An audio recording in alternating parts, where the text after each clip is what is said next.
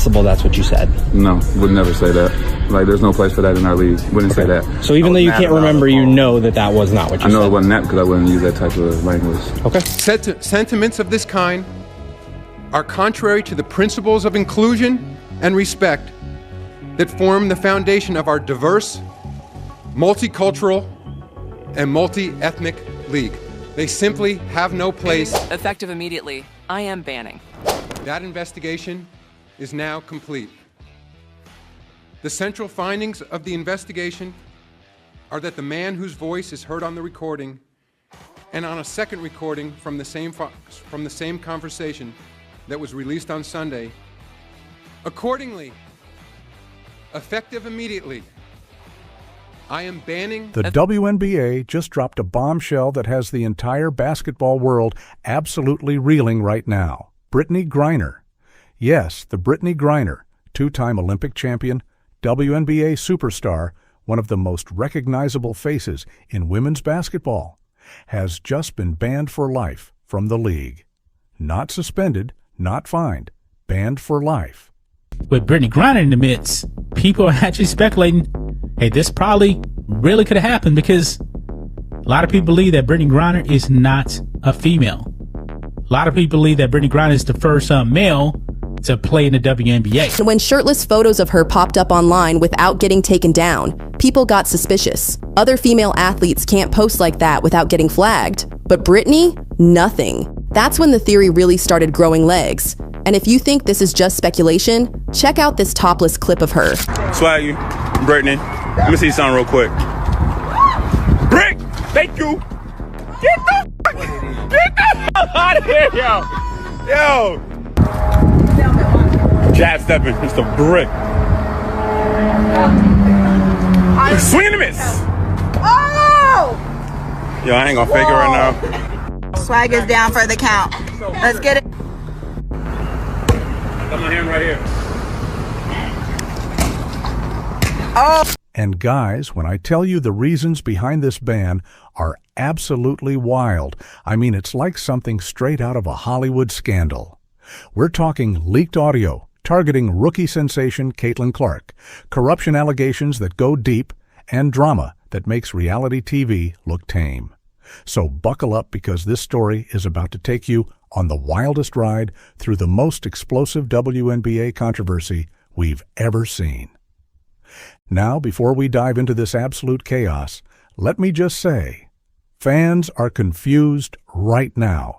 Social media is going absolutely insane with theories flying left and right.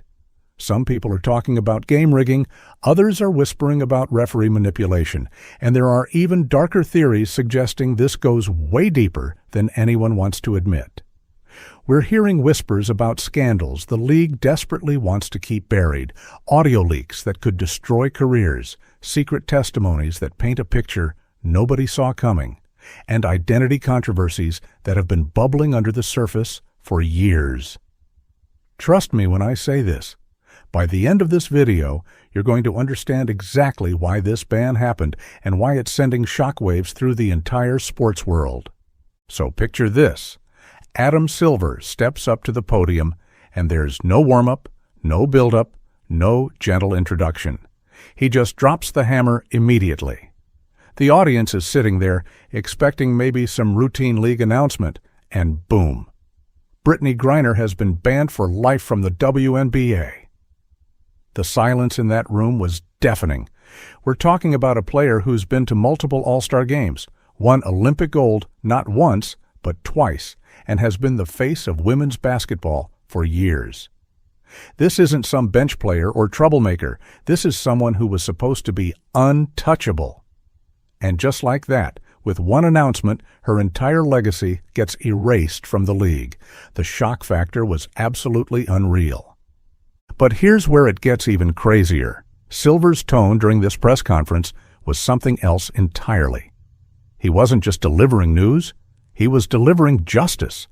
He talked about conducting a deep internal investigation that uncovered multiple rule violations, off-court drama that spiraled completely out of control, and get this, possible participation in corruption scandals that could have compromised the integrity of games. Silver literally said, and I quote, "The integrity of basketball is non-negotiable, and when that integrity is threatened, we must take the harshest action possible." This wasn't just about attitude problems or locker room drama. This was about the very foundation of fair competition being under attack. Now let's talk about how we got here, because Brittney Griner's fall from grace is absolutely stunning. This woman was dominant in the WNBA.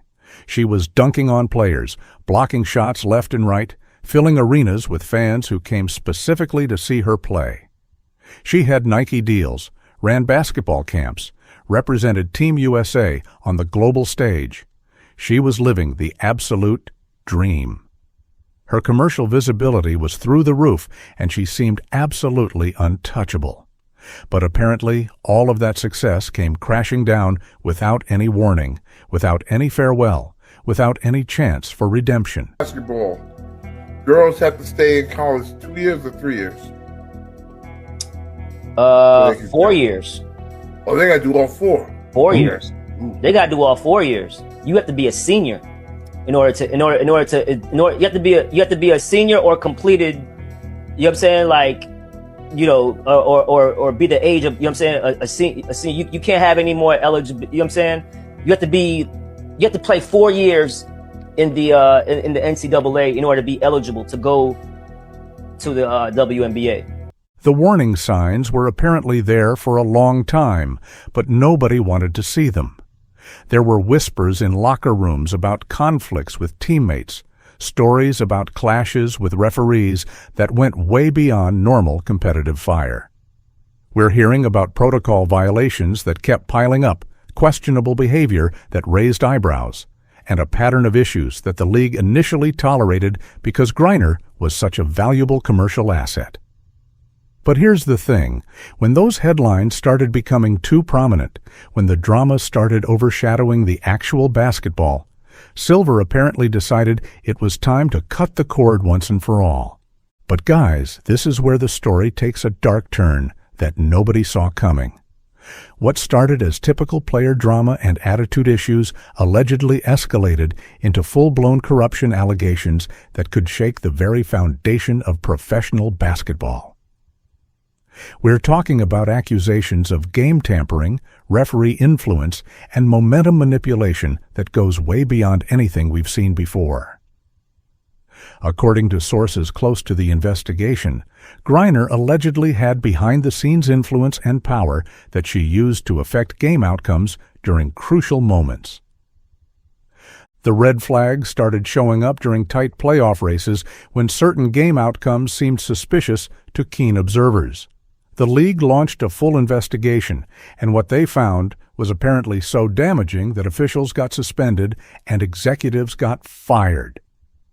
We're talking about text messages, emails, and recordings that painted a picture of systematic manipulation that went far beyond just having a bad attitude or being difficult to work with. Silver made it crystal clear that there's a massive difference between personality conflicts and actually manipulating game outcomes, and his zero-tolerance stance on corruption meant that once this evidence surfaced, there was no going back. Now here's where Commissioner Kathy Engelbert comes into the picture, and her role in all of this is raising some serious questions. People are asking, where was the oversight? How did this allegedly go on for so long without proper intervention? There are reports of warnings that were sent, emails that were ignored, and player complaints that somehow never got the attention they deserved. Some people are speculating that the motivation might have been protecting the league's image versus actually confronting Griner about her behavior because of her star power and commercial value.